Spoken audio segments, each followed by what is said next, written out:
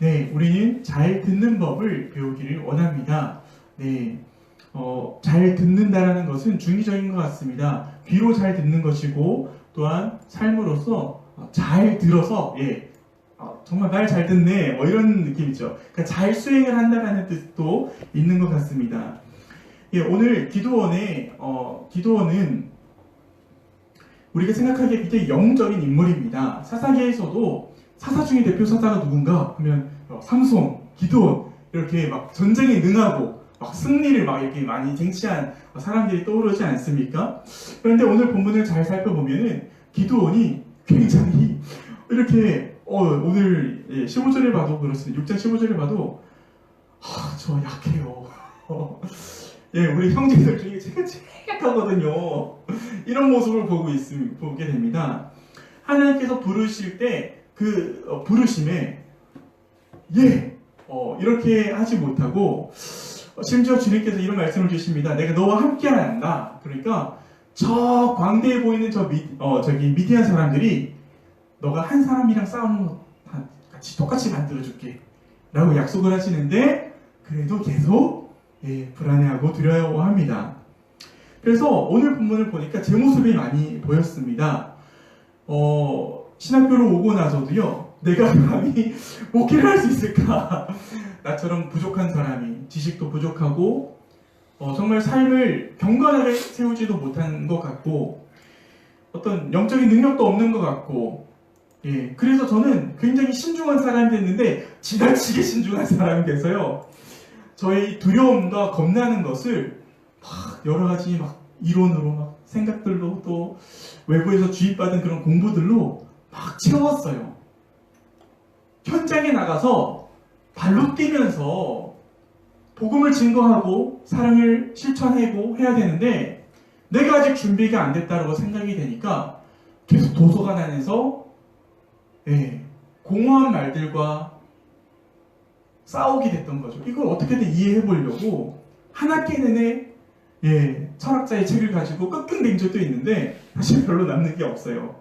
그것이 내 삶의 고민에서 나온 질문을 찾기 위한 결과였다면 그것이 나에게 뼈가 되고 살이 됐겠지만 그것이 아니라 내가 현실의 문제들을 회피하기 위해서 도서관으로 도망갔던 것이거든요.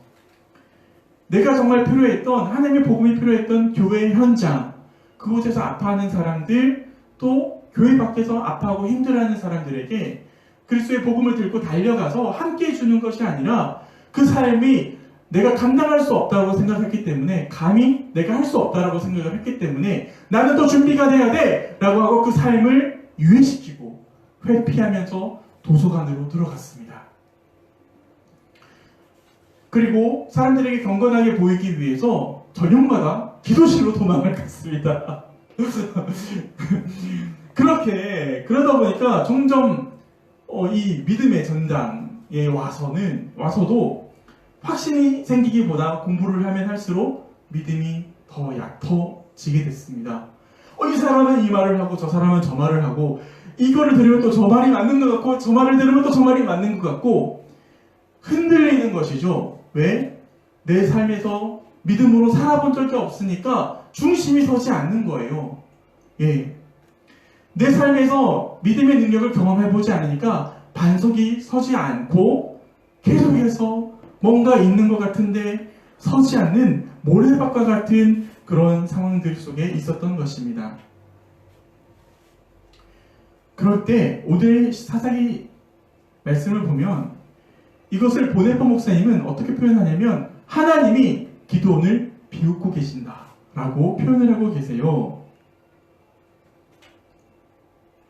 어느 누가 비웃음을 당하고 싶을까요? 특히나 내가 인정받고 싶은 하나님에게서 비웃음을 당한다면 더 비참한 일인 것 같습니다.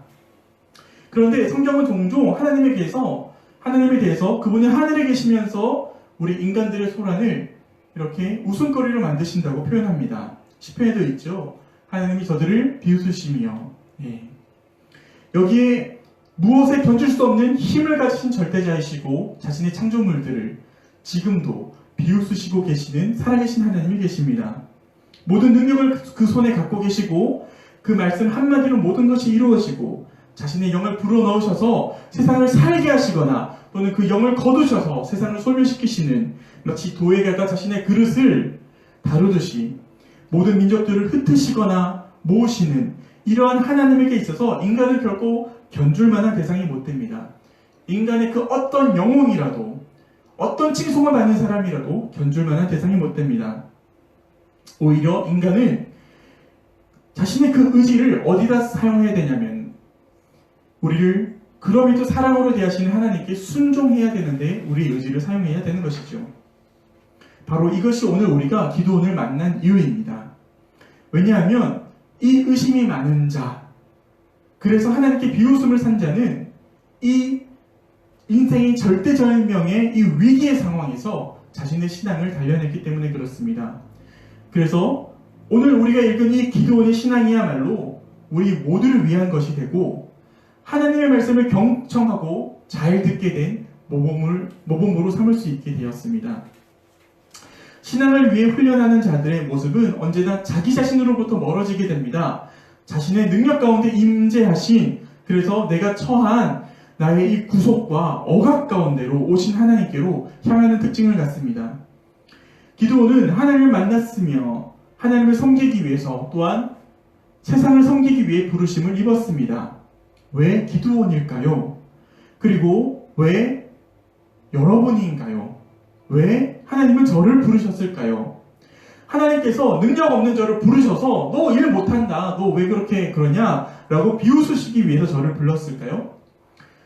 하나님이 내가 얼마나 일을 망치는지를, 얼마나 무기력한지를 보시기 위해서 그걸 가지고 웃음거리 삼으시고자 저를 자녀라고 불러주셨을까요? 또는 하나님의 은혜란 우리 지성에 대한 조롱입니까? 마치 기드온이 저 강대한 적에, 정말 셀 수도 없을 만큼 많은 적과 저들의 많은 병기들, 눈으로 봐도 파괴될 만큼 한 그 상대를 향해서 돌진해야 될 만큼 어리석음을 요구하는 것이 하나님의 은혜일까요? 여기서 우리가 물어야 하는 바는 무엇입니까? 하나님께서는 저나 여러분이나 높은 자나 강한 자나, 높은 자나 낮은 자나, 강한 자나 약한 자나, 가난한 자나 부유한 자나 자격이 있는지를 묻지 않으십니다. 단지 그분께서 선택한 자라면 누구라도 택함받은 자라고 칭함을 주십니다. 그렇다면 우리가 그 칭함을 들었을 때 할 수 있는 것은 무엇입니까? 그 말씀에 순종하는 것밖에 없는 것입니다. 기드온은 그들보다 우월한 힘을 가진 저 대국 미디안의 소나기에서 그 속박으로부터 이스라엘을 자유롭게 해야 될 과제를 받았습니다. 하지만 그는 그전에는 이스라엘 백성 중 수많은 사람 중에 하나였습니다. 그랬던 그를 하나님이 선택하시자 그를 경이로운 역사 가운데로 하나님께서 세우십니다. 그는 스스로를 자기 힘으로 볼 때는 도저히 이 일을 감당할 수 없다고 느꼈습니다. 그에겐 정말로 아무것도 없었고 적국에는 모든 것이 있었기 때문에 그렇습니다. 그는 하나님께 이렇게 대답했습니다. 하나님, 제가 어떻게 이스라엘을 구하겠습니까? 제가 당신께서 시키고자 하는 이 일을 성취할 수 있겠습니까? 이건 저에게 너무나 큰 일입니다. 저를 괴롭히지 마시옵소서. 그래서 이 잔을 돌이키시던지 제게 도움을 주시사 군대를 보내주시고 무기를 보내주시고 자금을 허락해 주셔요. 하나님, 당신은 제가 얼마나 약한지 모릅니다. 이 굶어 약해진 우리 백성들을 보시옵소서. 집을 잃고 먹을 빵이 없어 당신을 의심하게 하는 이 현실을 보소서. 그들이 다른 신을 섬기고 당신을 버렸음을 보소서. 감히 제가 이스라엘을 구원할 수 있겠습니까? 자, 이 기드온의 고백이 저의 고백과 같지 않습니까? 그의 고백이 바로 저의 고백과 같았습니다. 그리고 우리 커피학교의 사역의 한가운데 있는 그곳에서 힘들어하고 있는 우리 지체들의 외치는 소리와 같이 들립니다. 우리는 교회로서 하나님께 부름을 받았습니다. 하나님의 거룩한 자녀로서 부름을 받았습니다. 성결하지 못한 세상에 성결의 빛을 가지고 살라고 불러주셨습니다. 가시밭과 같은 세상에 백합과 같이 향기를 뿜으며 살라고 부르심을 받았습니다. 이 두려움과 비겁함과 악의 사슬로 가득 찬 세상 가운데 백합과 같이 살고 빛과 같이 살고 소금과 같이 살라고, 그리고 그 사람들로 하여금 그곳으로부터 자유롭게 하기 위해서, 해방시키기 위해서 우리는 부름을 받았습니다. 그래서 우리 스스로가 내가 영향력이 없다고 생각이 되고 능력이 없다고 생각이 되고 구별되지도 않았다라고 생각이 될 때 이 부름 앞에 우리는 너무나 두렵고 떨린 것이죠. 왜 나같이 이렇게 연약한 존재에 이런 소명과 짐이 지어지는 것일까요? 기드온의 외침에 소망이 보이지 않습니다. 단지 부르심을 입었다라고 해서 도저히 이것을 감당할 만한 대상이 서지 않습니다. 좌절과 절망만이 있고요. 그 내면에는 공허와 황량함만이 있습니다.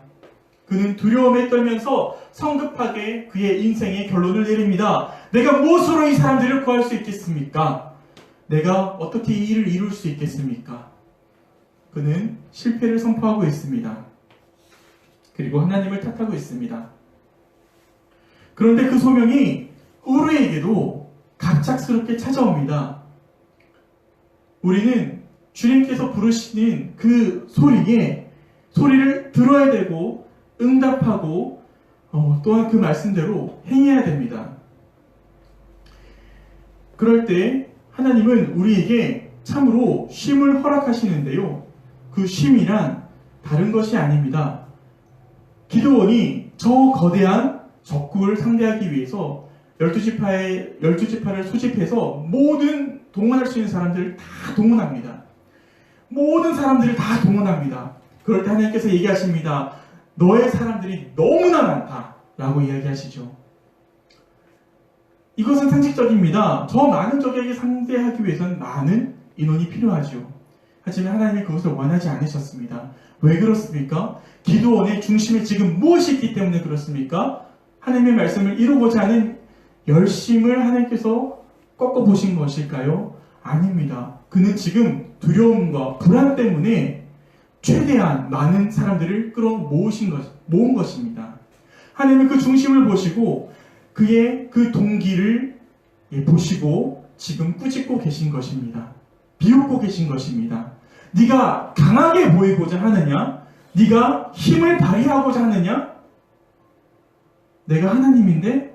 내가 너를 지었는데? 라고 비웃으시는 것이죠.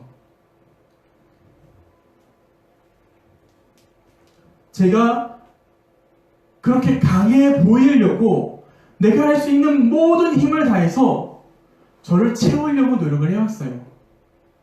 그러다 보니까 쉬는 날에도 쉬질 않고 있더라고요, 제가. 내가 왜 이렇게 피곤할까를 생각을 해봤더니 쉬는 날인데도 가만히 누워서는 끊임없이 무언가를 생각을 하고 있어요. 일을 해결해야 되고 이걸 어떻게 해야 되고 이게 이렇게 됐으면 좋겠다라는 망상으로 흘러가는데 그 망상의 대부분 내가 주인공이에요. 내가 능력 있는 것을 인정받고 싶어하는 마음들이 있더라고요. 그런데 이번 주는 너무 피곤했어요. 네. 이게 2월 3월부터 계속 일이 이렇게 있어서 그랬는지 또 토요일날 육체적으로도 힘들어서 그랬는지 주일날 기쁘게 사역을 하고 나서도 이게 회복이 안 돼도 계속 근력이 계속 빠져나가는 느낌이 들더라고요.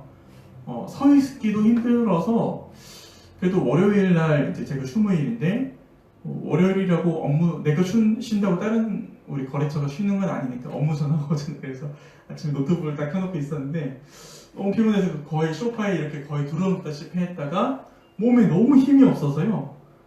그게 다 놓게 되더라고요.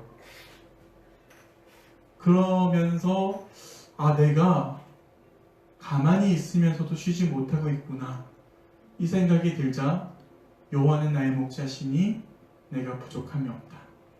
저가 나를 푸른 초장에 누이시며 쉴만한 물가로 인도하신도다. 하나님께서 나를 쉴만한 물가로 인도하실 푸른 초장에 누이신다라는 표현이 떠올랐습니다. 이것이 눕게 하시는 거구나. 내 힘으로 내려놓지 않고 내 힘으로 내려놓지 않으니까 하나님께서 내 근육의 힘을 빼셔서 눕게 하시는구나. 그리고 내가 헛된 것을 구하고 헛된 것으로 불안해하고 두려워하는 것을 직면하게 하셨습니다. 그리고 눈물이 막 나더라고요. 신기하게도 그러고 나서 한 3시쯤부터 힘이 다시 돌아오기 시작하는 거예요. 네, 한참 울고 나서 다시 힘이 생기더라고요. 보네포 목사님은 이 기도원을 가지고 이렇게 얘기를 하십니다. 저 히틀러 사람들이 위대하다라고 하고 막강한 힘이 가진 것 같지만 아니다. 우리는 저들을 향해서 달려가겠지만 죽을지도 모르지만 결국 하나님이 승리하실 것이다. 왜? 우리를 부르셨기 때문에. 네. 우리는 저들만큼 탱크가 있지 않고요. 조직도 없고 돈도 없고 아무것도 없어요. 예. 하지만 하나님께서 나를 부르셨기 때문에 내 삶을 통해서 하나님의 일을 이루신다는 것이죠. 그러니까 이분의 삶을 통해서 보고 나의 능력 없음을 보고 나의 무기력함에 짓눌려 있을 때 그것을 직면하게 났을 때 그때서야 하나님이 되신다는 것이 어떤 것인지 알겠더라고요. 내 힘을 내려놓고 하나님의 힘으로 내 삶을 채운다는 것이 어떤 것인지 맛볼 수 있었습니다. 그래서 하나님의 음성을 잘 듣는다는 것은 이렇게 하나님 앞에 모든 것을 내려놓는 것 같아요. 완벽하게 보이려고 하는 욕심도 내려놓고요. 그곳에서 발생한 두려움과 불안도 다 내려놓고요. 그래서 내 삶을 통해서 하나님이 하나님 되시는 것을 바라보게 되고 체험하게 되고 경험하게 되고 그 힘으로 증거하게 되는 것 말입니다. 그랬더니 그제서 십자가가 보입니다. 예수님께서 왜 자신이 하려고 했던 그 모든 것을 내려놓고 십자가에 달려 돌아가셨을까?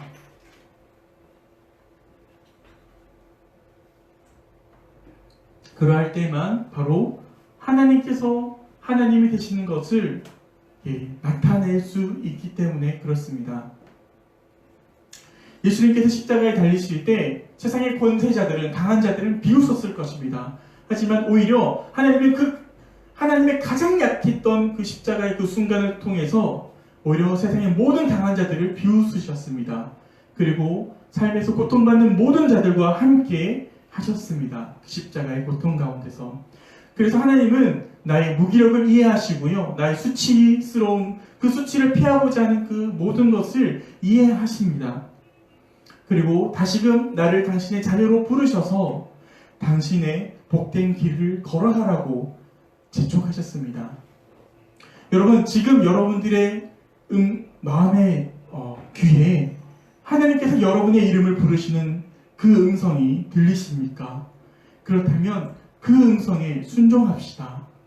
성경의 그 부름을 받고 응답한 사람들이 두려워 말라, 내가 너와 함께합니다. 이것 하나만으로 저 제국을 향해서 나갔고 저 거대한 권세자들을 향해서 나갔고 마침내 그들의 삶이 하나님으로 인해서 영화롭게 되고 도리어 하나님의 영광을 드러낸 것을 우리는 알 수 있습니다. 믿음의 선진들의 삶을 본받아 우리 또한 하나님의 음성에 경청하고 응답하고 잘 따르는 저와 여러분들이 되셨으면 좋겠습니다. 네, 이 시간 우리 함께 계속해서 기도했으면 좋겠습니다. 오늘 또 공동기도 제목은 우리 함께 말씀을 묵상하는 것으로, 또한 말씀의 기초에서 우리 공동체를 위해서 중보하는 것으로 대신하겠습니다.